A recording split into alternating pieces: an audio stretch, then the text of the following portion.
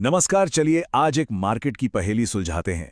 हम सिर्फ एक दिन के ट्रेडिंग डेटा को देखेंगे और ये समझने की कोशिश करेंगे कि बाजार में इतनी उथल-पुथल क्यों हुई और उसके पीछे की असली कहानी क्या थी। तो चलिए शुरू करते हैं। तो दिन खत्म हुआ एक जबरदस्त रैली के साथ। सेंसेक्स और निफ्टी दोनों ही काफी बढ़त लेके बंद हुए। देखने में तो लगता है कि अरे वाह क्या दिन था, लेकिन असली कहानी सुबह की गिरावट में छुपी है। और पता है, यही चीज इस रैली को इतना इतना चौंकाने वाला बना देती है, क्योंकि सोमवार से पहले मार्केट लगातार 2 दिन से गिर रहा था। माहौल पूरी तरह से नेगेटिव था और सबको यही लग रहा था कि ये गिरावट अभी और चलेगी। तो सवाल ये उठता है कि भाई सुबह सुबह इतनी गिरावट के बाद बाजार ने ऐसा यू टर्न कैसे ले लिया? आखिर ऐसी क्या वजह थी जिसने मार्केट का मूड ही पूरी तरह से पलट दिया? बस यही वो पहेली है जिसे हम आज मिलकर सुलझाने वाले। तो चलिए जासूस बनकर इस मिस्ट्री को सॉल्व करते हैं। हम डेटा में छिपे सुरागों को एक एक करके देखेंगे और फिर इन सारी कड़ियों को जोड़कर पूरी तस्वीर को समझने की कोशिश करेंगे। हमारा पहला और शायद सबसे बड़ा सुराग छिपा है बिग मनी की लड़ाई में। मतलब हमें यह देखना होगा कि बाजार के जो दो सबसे बड़े खिलाड़ी हैं, फॉरेन और डोमेस्टिक इन्वेस्टर्स, वो आखिर कर क्या रहे थे। हाँ, तो ये दो बड़े प्लेयर्स हैं कौन? एक तरफ हैं एफआईआईज यानी फॉरेन इंस्टीट्यूशनल इन्वेस्टर्स और दूसरी तरफ हैं डीआईआईज यानी डोमेस्टिक इंस्टीट्यूशनल इन्वेस्टर्स। अब होता क्या है कि जब एक बेचता है और दूसरा खरीदता है तो बाजार में जबरदस्त खींचतान मच जाती है। अब देखिए, सोमवार से ठीक एक ट्रेडिंग दिन पहले मतलब शुक्रवार को एक क्लासिक लड़ाई देखने को मिली।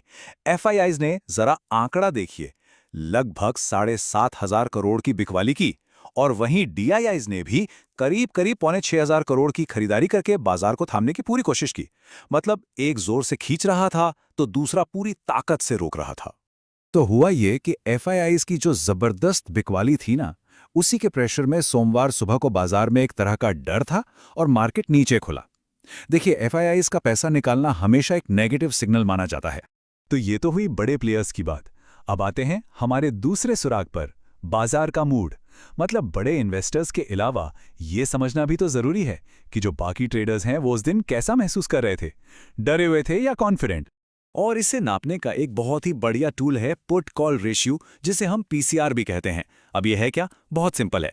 ये हमें बताता है कि कितने लोग बाजार के गिरने पर पैसा लगा रहे हैं यानी पुट्स खरीद रहे हैं और कितने लोग बाजार के चढ़ने पर यानी कॉल्स खरीद रहे हैं। ये समझ लीजिए कि ये बाजार का एक तरह से मूड मीटर है। और उस दिन मूड में जो बदलाव आया ना, वो तो देखने लायक था। सुबह 9:30 बजे देखिए, पीसीआर था सिर्फ 0.61। इसका मतलब है कि बाजार में जबरदस्त डर था। लेकिन फिर धीरे धीरे कहानी बदलने लगी। दोपहर 12:30 बजे तक ये बढ़कर 0.88 हो गया। मतलब डर कम हो रहा था। और फिर दोपहर 2:45 बजे तक तो खेल ही पलट गया।